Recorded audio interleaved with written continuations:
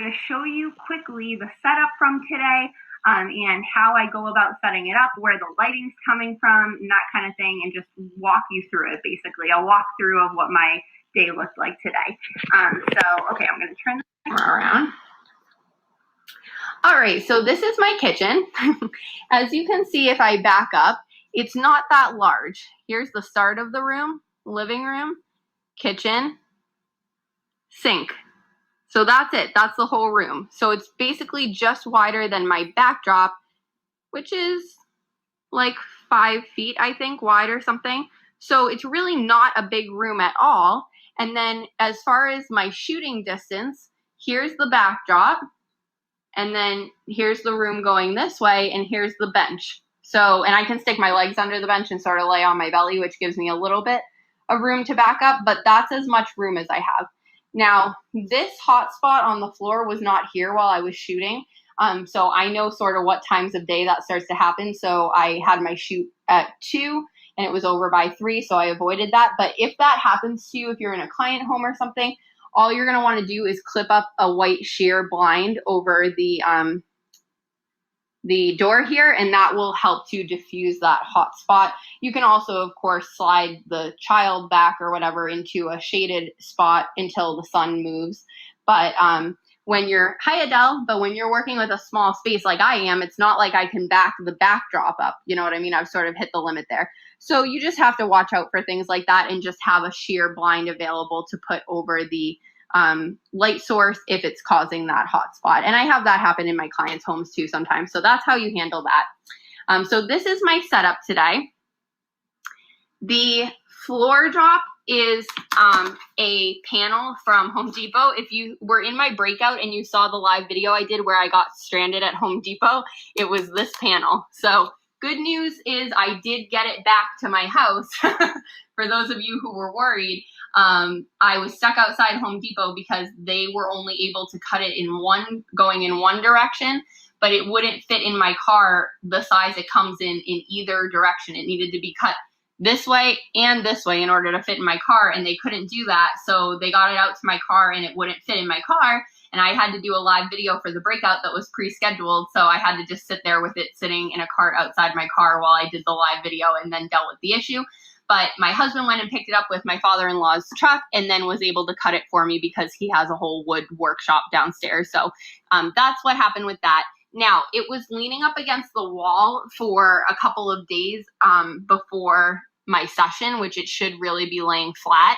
And because of that, it's sticking up a little bit on this side because it was bent against the wall. So that's why the glue bottle is over there. It's just to weight it down because it was coming up on the edge. The glue bottle was not in my shot, if that makes sense. The frame I was shooting was, I don't want to turn the camera because it's going to be funky, but basically like this, like from here to here. So the glue bottle just wasn't in it. So that's like a non-factor in case you're wondering why there's a random bottle of glue there. It was just to hold the corner down. So I didn't get any weird reflections from it bending up like this and the light hitting it. The backdrop that I'm using is, I believe, from Intuitions, and I bought it used on a resale group, which is why I'm not 100%, but I think it's from Intuitions. And I believe the material is called silk. It's not actually silky. If you look at it, it's totally matte. Up close, it's totally matte, and it's basically like, if you know me and you know the matte packaging that I like if you've ever held a Kind bar, is that what they're called? No, not Kind bar. What's the other kind that's not a Kind bar? I can't remember the name, but the other kind of health bar that has like the matte packaging, or anything else like the matte or the soft touch business cards that Betsy was talking about. That's sort of what it feels like. It's that like matte soft material, and it's quite thin on the edge.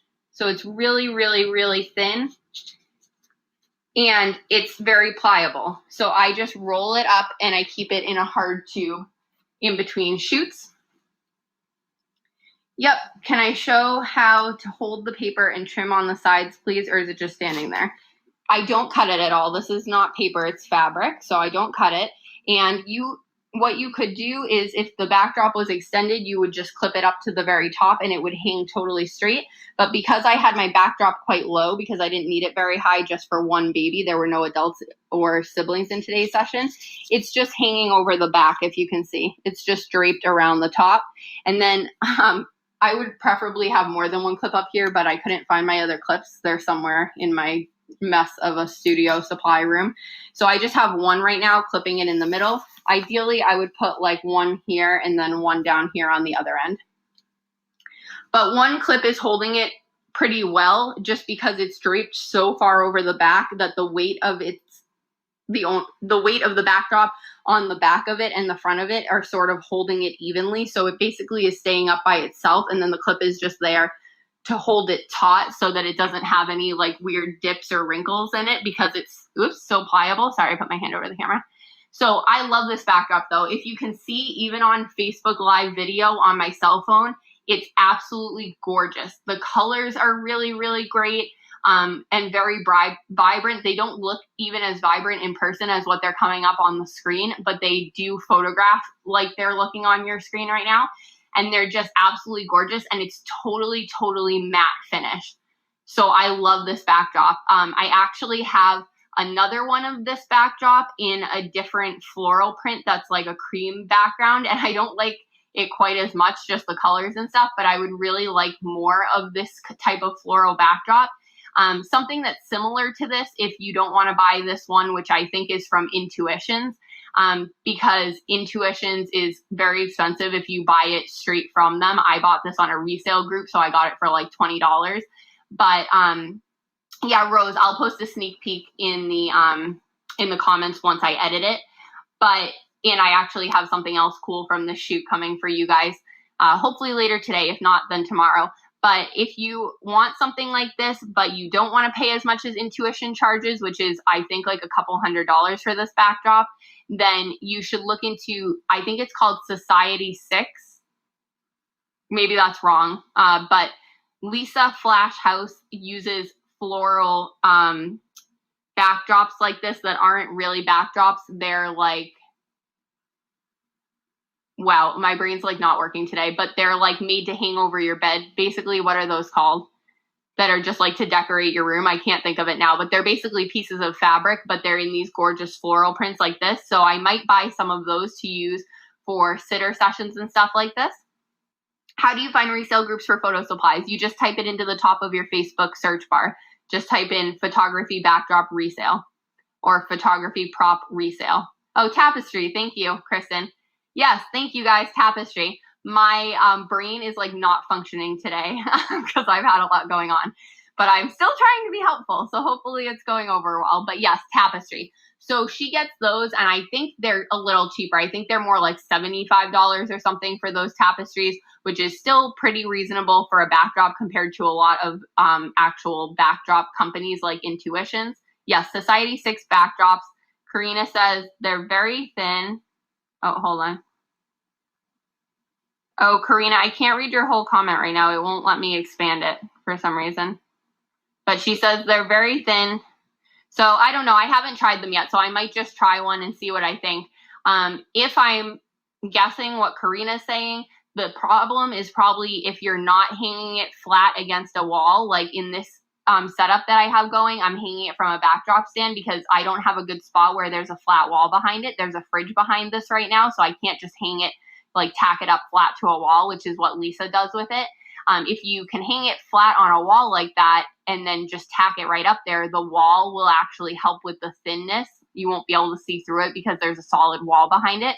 But if you hang it from a backdrop stand like this, then the light will penetrate through it. So you'll actually see the silhouette of the fridge through it, which wouldn't work for me. But I'm wondering if I could just hang a roll of seamless paper over it first and then put the tapestry over that to give it something more solid underneath so it doesn't show through. Okay, with that, Leah was asking more about the setup and how it works with the floor here. So I have the backdrop hanging, then it comes down on the floor and overhangs just a little bit to like right here. So it's sitting on the floor a little bit. Then this piece of wood is sitting on top of it. And then this piece of molding is just sitting right up against it on the floor, and it's just butted right up against it. And if you notice, there's actually quite the gap between my backdrop and my molding right here. But honestly, I didn't go out of my way to try to fix it and get the backdrop right up against it because, again, I don't have a wall to shoot against, which would make it the easiest to get the molding flat against the backdrop. But honestly, it doesn't really matter. If I sit right here and I show you guys this, you honestly probably wouldn't have guessed that that gap was there. You can't really tell. And especially in the photos, because I shoot with a very wide open kind of setting, meaning I'm shooting at 1.8 or 2.0. Because of that, there's some bokeh to the background. It's not totally crisp in the background. So it's extra hard to sort of tell where the transition points are. And if there's little gaps in between, it almost doesn't matter at all because I'm not shooting from overhead. I'm shooting sort of straight on like this of the baby. But look at how beautiful this is. I'm totally in love with it. Not to be like, look at my stuff, but I love this backdrop so much. I don't use it as much as I want to, and honestly, I want to use it with my daughter soon. Oh, how do I hold it? Honestly, nothing, Leah. It's just sitting there. This is not vinyl. I do use vinyl floor drops too, and if I use vinyl floor drops, they're taped at the corner because they're not heavy enough to hold themselves down, but this panel has enough weight to it that it holds itself down on the ground and it holds the backdrop down for me. As you can see, the backdrop swoops up a little bit at the corners. I mean, the floor drop. So I could have put like a bottle over there to hold it flat too. But honestly, again, the part that I'm shooting is straight, so it doesn't really matter to me. And yeah, and then I just have the molding literally is just standing free form. It's not clipped to anything right now. It's just balancing and it's sort of bracing itself against the edge of the floor drop. But if that wasn't working for you, you could try to clip it to the leg of the backdrop stand too. But honestly, or clip it to the backdrop itself. Some people do. But honestly, my molding stands pretty much fine on my kitchen floor as long as nobody like bonks it really hard and the baby was nowhere near it because she was, sort of contained over here. So with that, this is one of the sets that I shot today for my session with a little 6-month-old girl.